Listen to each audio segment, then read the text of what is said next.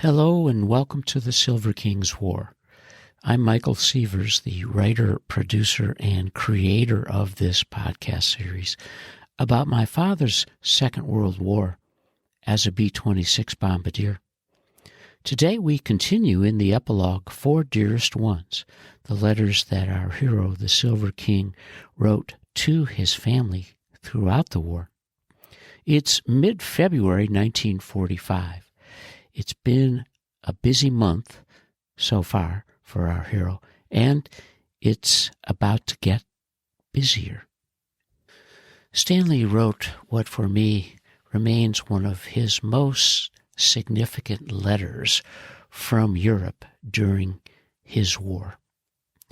It's February 15th, 1945, and the king has been a second lieutenant since he graduated from bomber school in the middle of January of 1944. So he's been a commissioned officer for 13 months.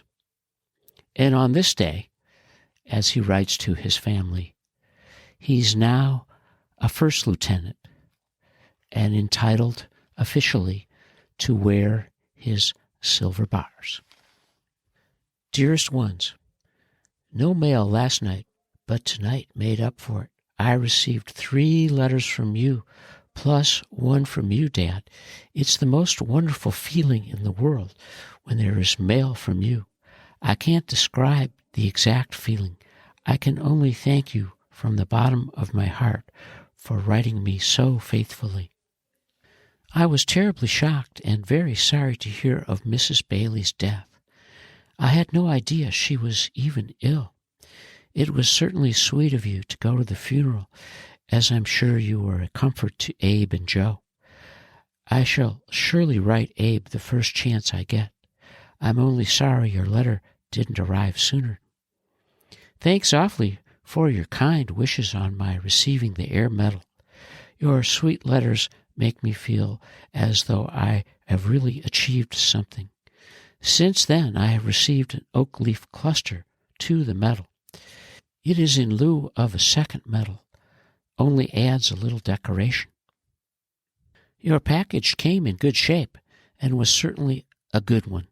Also, it came fairly fast, since it was mailed January 9. As always, each is truly appreciated. Thanks a million for being so sweet. You have really sent loads of them, as evident from my well-stocked supply of cigarettes, soap, and food. However, I'm still waiting for the one with the stationery. It should be here soon. This was a swell day. I slept until noon and was out all afternoon, as the weather was real nice. With the assistant operations officer living in the same room with me has proven to be a lucky break. I requested a certain fellow to be navigator on our crew, and he saw to it that it was fulfilled. This fellow came over with us as a bombardier, but they decided to make him a navigator. We've been together since Columbia and have been great friends. Now my crew is complete with all good boys. I couldn't have picked better fellows to fly with. Take care of yourselves and keep well. I'm fine and thinking of you constantly. Love to Ida. I love you and miss you, Stan. I marvel at this letter. Stanley, as you know from the stories that we've told and shared, ultimately went to work for his uncles, Abe and Joe Bailey, as a beauty supply salesman covering a legendary territory in northern Illinois in the 1960s. But those days were 15 years in the future. And right now, this up-and-coming veteran is sharing words of compassion with his mother, whose sister Rose is married to Abe Bailey. The fact that the king's first oak leaf cluster has arrived right around the time that he has been promoted to be a first lieutenant is a remarkable and happy coincidence for a warrior who has worked so hard. And of course, part of the backstory of all this is that when our family moved from Northbrook to Rockford in 1960, at the behest of his zany uncles, Abe and Joe Bailey, the king was about to forego his title. He was about to be a man named Stanley Sievers. And we as a family would be the Sievers. And the days of being the Silverfields were over. When I look back at that decision, which is now over 60 years ago, I do think in reading The King's War about the possibility and the reality of discrimination in the Air Corps regarding officers and their ability to move up in command. The Silver King may have never described specifically any discrimination in his letters. It was still likely that it was occurring, and of course he wasn't going to extend the likelihood of that idea in describing his day-to-day life during the war. But of course, his last name was Silverfield. And now, through the king's combination of charisma and negotiations, he's happy to report that his crew is complete with all good boys, and that he couldn't have picked a better group of fellows to fly with. In the deep and extensive archive of the Silver King's War, of course, there's quite a bit of paperwork that covered the years that Stanley was in the Air Corps. And one stack, which is stapled together to this day, is the document that acknowledges the Silver King's promotion to first lieutenant. And it reads, under a headline, Confidential, in all caps underlined, Headquarters, 9th Air Force, APO 696, U.S. Army, 15 February 1945. Special Orders Number 46, Extract, Item Number 3, DP, under the provisions of Part 4D, AR 605-12, 17 August 1944, and pursuant to the authority contained in Directive 90, Headquarters, European Theater of Operations, USA, 17 August 1944. The following named officers are promoted to the temporary grade indicated in the Army of the United States, with rank from date of this order. Second Lieutenant to First Lieutenant, all caps and underline, Stanley L. Silverfield, 0765449, Air Corps.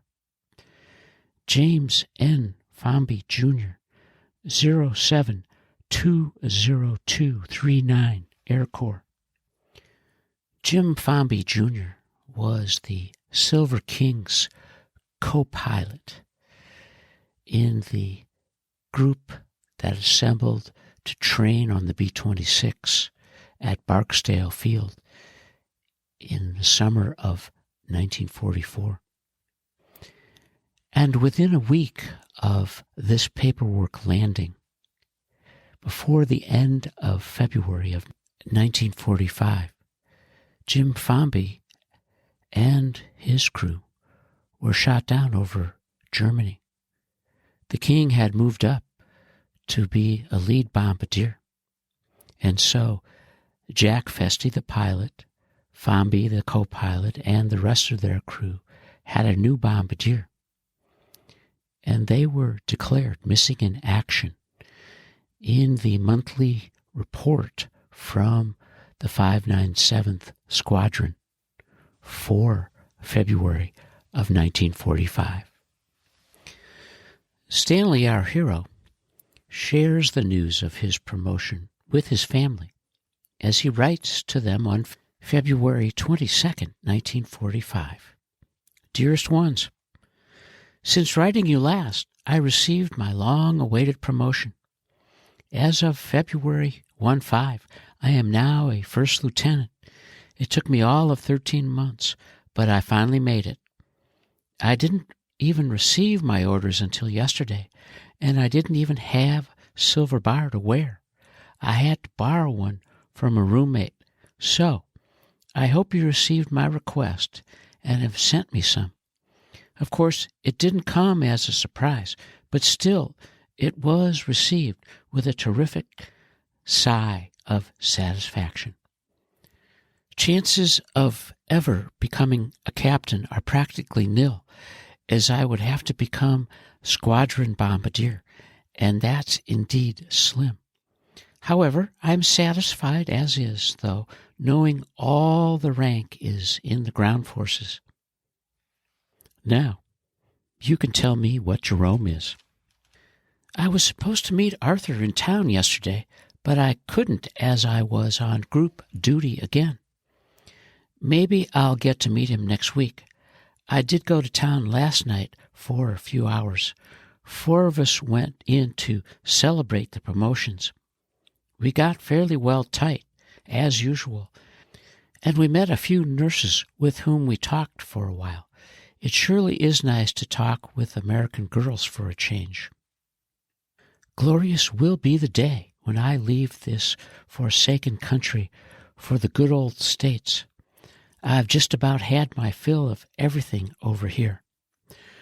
Sherman made a rash statement when he said war is hell. Hell couldn't be this bad. No more for now. Keep well and write soon. Love to Ida. I love you and miss you, Stan. The irony of this letter, of course, is what the Silver King couldn't tell his family. Yes, it was nice to be able to share the news about his long-awaited promotion and that he was a first lieutenant, even though he didn't have any silver bars. But the king's lack of bars in this case paled in comparison with what he was feeling as he was attempting to write, and that his expression about war and hell and other things, and how he was fed up with what was going on over there, was his way of describing in part while disguising in full that his guys had gone down, that they didn't come back on a February day after a mission. The Silver King, to his long and lasting letters, to his ability to write and stay positive when things are difficult and dark, is a remarkable thing. As a writer, as a storyteller, as the son of an amazing scribe, as a young man, I remain to this day spellbound by what the Silver King did in sharing the news with his family. He wrote on February 23rd, 1945, Dearest Ones, you have no idea how happy your letter made me tonight. I was sort of down in the dumps, but now I feel a hell of a lot better. He continues in an attempt to assuage his mother's ongoing concerns when he writes, Mother, you shouldn't feel as bad as you do about things over here. On the contrary, I am very fortunate to be living so comfortably. We do have lights, heat, and quite a few comforts. Of what I wrote you was only that one instant when things weren't as usual. Please believe me, Things aren't half as bad as I'm sure you must picture them. Don't deprive yourself of anything because of my predicament, and above all, forget that guilty conscience feeling. If you must feel sorry for someone, then do it for the man in the front lines. He is much more deserving of your sympathy than I will ever be. My living conditions can't be compared with what he must combat. When the war is over, he will have won it. Since writing last, nothing has happened of which I can write. The weather continues to be nice, and I'm trying to make the most of it. I have 11 3/4. Please keep well and don't be too lonesome. I'm fine and thinking of you constantly. Love to Ida. I love you and miss you, Stan. Our hero, the Silver King, continues to write in a way to guide his parents away from any bad news. It isn't always easy, and his sorrow does sneak in between the lines when he explains to his folks that there isn't really anything that he can write them about. But in returning to form, Stanley writes his last February letter on the 27th of 1945. Dearest Ones, thanks for the 7 sweet letters I have received. It is always a beautiful night when there is so much mail. They are dated from February 11 to 18, which makes it plain that the mail is improving after all. I certainly couldn't expect to receive a letter in less than 8 days. I also received letters from Leona and Sherry. It surely is difficult to visualize Richie doing the things he is, as I can't believe he has grown so. I'm afraid by the time I get back, he will be too big for me to handle. It's a disappointment that Margie's eyes are turning brown. I had hoped they would remain blue, but I suppose brown are just as well. Sherry wrote his letter from England. He is there on leave and at a rest home. He has quite a few more missions than I do, and certainly deserved it after flying so often. He is fine and having a swell time there. Also, his daughter is fine. I would surely like to be there with him and hope to get there soon. Thanks for sending the bars, but I can't understand why they haven't arrived if you sent them first class. I can surely use them, as I don't own any. Neither have any of the packages come, but that's expected, as it takes 30 days at least. About the medal, I intend to mail it to you as soon as I can get to Paris to buy you some perfume. I want to send them together. You asked about the food, and truthfully, it has improved considerably. We get a nice variety and plenty of it. Besides that, we always have a good stack in the room. Between the food we receive in packages and the eggs traded from the French, our stomachs are always full. As for heat, the weather has been so nice we hardly need a fire. So you see, all is well, and I'm comfortable, and I have no complaints except being lonely a little. I'm glad you're well, and pray you remain so. I'm fine and thinking of you constantly, and don't be too lonesome. Love to Ida. I love you and miss you, Stan. The Silver King is always happy to get news from J.J. Sherry, and he really misses his buddy and always wants to know what's happening. Sherry is getting some R&R at what is known as a flak house in England. For the guys who flew many missions and needed a break, they were posted to facilities in England to rest. These flak houses were stationed throughout the countryside in a way that gave the flyers a break from the chaos of their wars. And the flak, of course, refers to what they flew through in the air during their missions. And as Stanley awaits his opportunity to travel to Paris and perhaps to visit J.J. Sherry at some point, we have reached the end of this episode of the Epilogue for Dearest Ones, the letters that the Silver King wrote to his family during the war. And this is part 29. And you are listening to the Silver King's War.